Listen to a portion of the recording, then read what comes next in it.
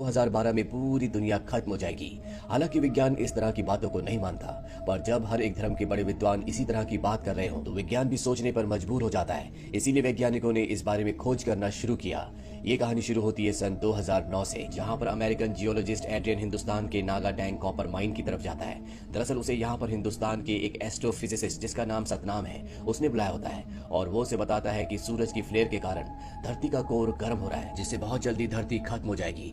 Adrian US वापस आकर ये सारी की सारी बातें प्रेसिडेंट को बताता है और अब दुनिया के सभी बड़े देशों के नेताओं को इस बात का पता चल जाता है। इसीलिए एक सीक्रेट मीटिंग की जाती है जिसमें तय किया जाता है कि वो किसी भी तरह से इस समस्या का हल निकालेंगे। वहीं चाइना और G8 नेशंस मिलकर 9 बड़े बड़े आर्क बनाने की तैयारी में लग जाते हैं। हर एक आर्क के अंदर 1 लाख लोग आ सकते हैं और ये काम शुरू किया जाता है हिमालय के पास तिब्बत में। इस आर्क के अंदर बैठने की टिकट होती है 1 बिलियन यूरो, यानी कि ये सिर्फ ऊंचे तबके वाले लोगों के लिए है जिनके पास पैसे हैं, वही अपनी जिंदगी इस आर्क के अंदर बचा सकते हैं। साथ ही ये भी फैसला किया जाता है कि दुनिया की जितनी भी वैल्यूएबल आर्ट्स हैं उन सबको भी आर्क के अंदर लाकर बचाया जाएगा। इसी तरह से तैयारी करते करते 3 साल बीत जाते हैं और साल आता है सन 2012, यानी कि वो साल जिस साल भविष्यवाणी के मुताबिक पूरी दुनिया खत्म हो जाएगी। वहीं हमें कैलिफोर्निया के मैनहट्टन बीच में एक struggling science fiction writer Jackson को दिखाया जाता है, जो पैसों की कमी की वजह से एक बहुत बड़े बिलियनियर का, जो कि रशियन है, उसका ड्राइवर है। जैक्सन और उसकी पत्नी एक दूसरे से अलग हो चुके हैं, इसीलिए जैक्सन के बच्चे उसी की पत्नी के और उसकी पत्नी के बॉयफ्रेंड के साथ रहते हैं। जैक्सन को अपने बच्चों को घुमाने के लिए ले जाना होता है, इसीलिए वो अपनी एक्स वाइफ के पास जाता है और अपने बच्चों को लेकर उसी जगह पर जाता है जहां पर वो हमेशा आया करता था।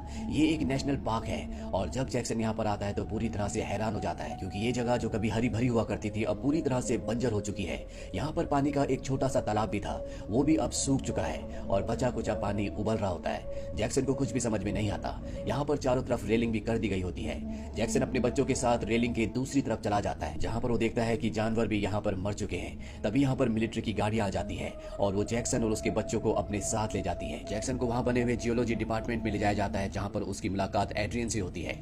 एड्रियन ने उसकी साइंस फिक्शन वाली बुक पढ़ी होती है। वो जैक्सन से कहता है कि ये जगह सेफ नहीं है, तुम यहाँ से चले जाओ। जैक्सन को छोड़ दिया जाता है और तभी दिखाया जाता है कि एक आदमी उसे दूरबीन से देख रहा है। वो जैक्सन के पास आता है और पूछता है कि आदमी ने तुमसे क्या कहा। जैक्सन बताता है उन्होंने मुझसे यही कहा कि ये जगह सेफ नहीं है, मुझे यहाँ से बाहर रहना होगा। अब जैक्सन अपने बच्चों के साथ कैंप में यहीं पर रह रहा होता है। तभी उसे अजीब अजीब सी आवाजें सुनाई देती हैं और जब वो आवाजों की तरफ जाता है तो देखता है कि वही आदमी जो दूरबीन से उसे देख रहा था, जिसने उससे पूछा था कि आमी ने तुमसे क्या कहा, वो रेडियो पर यहाँ से एक शो को होस्ट कर रहा है। दरअसल ये आरजे होता है जो इसी पार्क से अपने रेडियो के एक प्रोग्राम को ऑन एयर कर रहा होता है, जिसमें वो दुनिया को बता रहा होता है कि साल 2012 आ चुका है और जल्दी पूरी दुनिया खत्म हो जाएगी। वो जैक्सन को भी बताता है कि धरती के अंदर जो प्लेट्स घूम रही हैं वो जल्दी एक दूसरे से टकरा जाएंगी, जिससे पूरी की पूरी धरती हमेशा के लिए खत्म हो जाएगी। धरती पर जीवन का नामो निशान नहीं बचेगा। और जैक्सन को लगता है कि ये सिर्फ अपने रेडियो प्रोग्राम के लिए ऐसा बोल रहा है, ऐसा कुछ भी होने वाला नहीं है। इसीलिए वो उसकी बातों पर ध्यान नहीं देता और इस जगह से चला जाता है। वहीं अगली सुबह हमें जैक्सन की एक्स वाइफ को दिखाया जाता है, जो अपने बॉयफ्रेंड के साथ मॉल में होती है और तभी मॉल की जमीन बीच में से फट जाती है। उसे कुछ भी समझ में नहीं आता। वो जैक्सन को कॉल करती है और कहती है कि बच्चों को लेकर जल्दी घर आओ। जैक्सन बच्चों को लेकर उसके घर जाता है और उन्हें अपनी एक्स वाइफ के पास छोड़कर वो जिस आदमी की गाड़ी चलाता है उस आदमी के बच्चों को लेकर एयरपोर्ट जाता है। जब उस आदमी के बच्चे एयरपोर्ट से निकल जाते हैं तो जैक्सन अपनी गाड़ी में बैठा होता है और तभी यहाँ पर जमीन फटना शुरू हो जाती है। जैक्सन समझ जाता है कि दुनिया में कोई ना कोई बड़ी प्रॉब्लम आने वाली है, इसीलिए वो जल्दी से अपनी एक्स वाइफ के घर जाता है और उन्हें अपने साथ गाड़ी में बिठाकर कैलिफोर्निया से बाहर निकलने की कोशिश करता है। लेकिन पूरी कैलिफोर्निया में अब तबाही मच चुकी होती है। ब्रिजेस गिर रहे होते हैं, सड़कें फट रही होती हैं, लोग जमीन के अंदर धंस रहे होते हैं और इसी तरह से पूरा का पूरा कैलिफोर्निया पूरी तरह से तबाह हो जाता है। जैक्सन किसी तरह से एयरपोर्ट तक पहुंच जाता है, जहां पर वो अपनी एक्स वाइफ को बताता है कि मुझे जंगल में एक आदमी मिला था जो कि आरजे था। उसने मुझे बताया था कि बहुत जल्दी दुनिया खत्म होने वाली है। इस दुनिया की बड़ी सरकारें एक सीक्रेट प्रोजेक्ट चला रही हैं, जिसमें वो बड़े बड़े आर्क बना रही है। उन आर्कों में इंसानों को बचाया जा सकता है, लेकिन वो आर्क कहां पर है उसका मैप उसी आरजे के पास है। जैक्सन उस जगह पहुंच जाता है जहां पर वो आरजे है, यानी कि नेशनल पार्क में। वो उससे मैप के बारे में पूछता है, पर इससे पहले कि वो उसे कुछ बताता, ये दोनों देखते हैं कि सामने एक ज्वालामुखी फट रहा है। वो ज्वालामुखी के फटने से वहां पर बड़े बड़े आग के गोले गिरना शुरू हो जाते हैं और जैक्सन को मैप मिल जाता है और वो वहां से मैप लेकर निकलने में कामयाब हो जाता है। मैप से जैक्सन को पता चलता है कि वो आग जो लोगों को बचाने के लिए बनाया गया है, इस वक्त वो चाइना में है। वो अपने बॉस के पास जाता है जो कि एक बिलियनियर है, यानी कि बहुत ही अमीर आदमी है। वो उन्हें कहता है कि हमें भी अपने साथ ले चलो।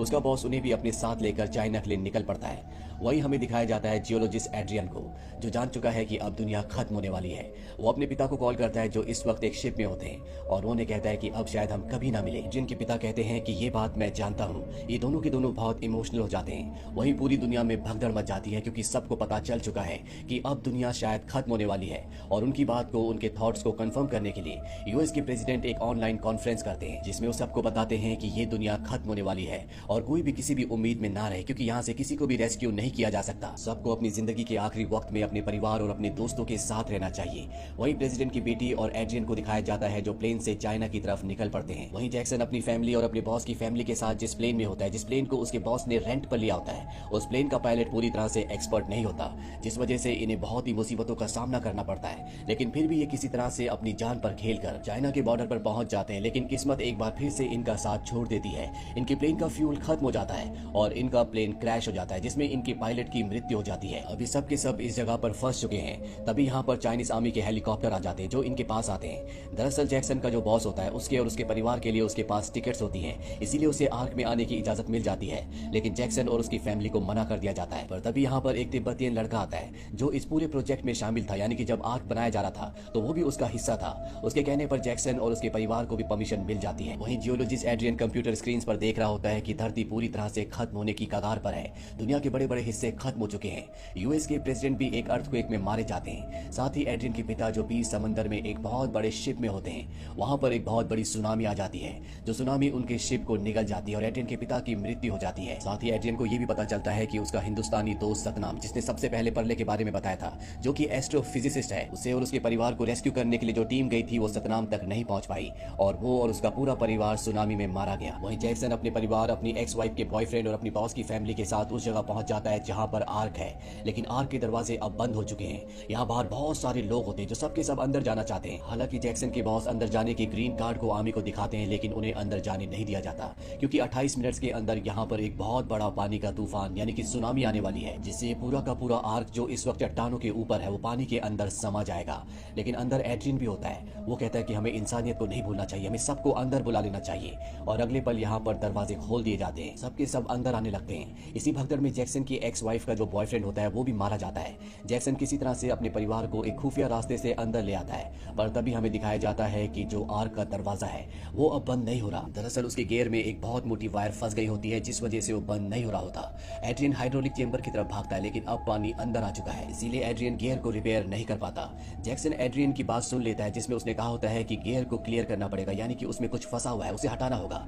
जैक्सन अपने परिवार से गुड बाय कहता है, उन्हें अंदर जाने के लिए कहता है और खुद गियर की तरफ बढ़ जाता है। जहां पर वो देखता है कि गियर में एक बहुत मोटी वायर फंसी हुई है, वो उसे निकालने की कोशिश करने लगता है। वहीं आर्क के अंदर दिखाया जाता है कि पानी अब भरना शुरू हो गया है। जो आर्क इंसानों ने अपने बचने के लिए बनाया था, अब वो उनके लिए मौत का एक ट्रैप बन चुका है। वहीं जैक्सन वायर के साथ फंसे हुए टूल को निकालने की कोशिश करता है और बहुत मेहनत के बाद वो उसे निकाल लेता है, जिससे दरवाजे बंद हो जाते हैं। और अब दरवाजे बंद होने के बाद आर्क पानी में बहना शुरू हो जाता है। हालांकि इनके आर्क को एवरेस्ट की पहाड़ियों के आसपास बनाया गया होता है जो कि बहुत ऊंची है, लेकिन अब पानी इतनी ऊंचाई तक भी आ चुका है जिस वजह से इनका आर्क पानी में बहना शुरू हो जाता है। इस बात से हमें समझ में आ जाता है कि अगर पानी यहाँ तक पहुंच चुका है तो बाकी की बची हुई दुनिया पूरी तरह से पानी में समा चुकी है। पर आर्क के अंदर अभी भी चीजें पूरी तरह से नॉर्मल नहीं हुई होती। इनका आर्क इनके कंट्रोल में नहीं होता, वो पानी में बह रहा होता है। और तब ये देखते हैं कि इनका आर्क एवरेस्ट से टकराने वाला है, पर इससे पहले कि ऐसा होता आर्क इनके कंट्रोल में आ जाता है और अब इनका आर्क पानी में बहना शुरू हो जाता है। और इसी तरह से इनका आर्क 1 साल 1 महीने और 27 दिनों तक पानी में बहता रहता है। और अब पानी का लेवल पहले से कम हो गया है और इनका आर्क पहुंच जाता है अफ्रीका के ड्रैगन्सबर्ग माउंटेन पर,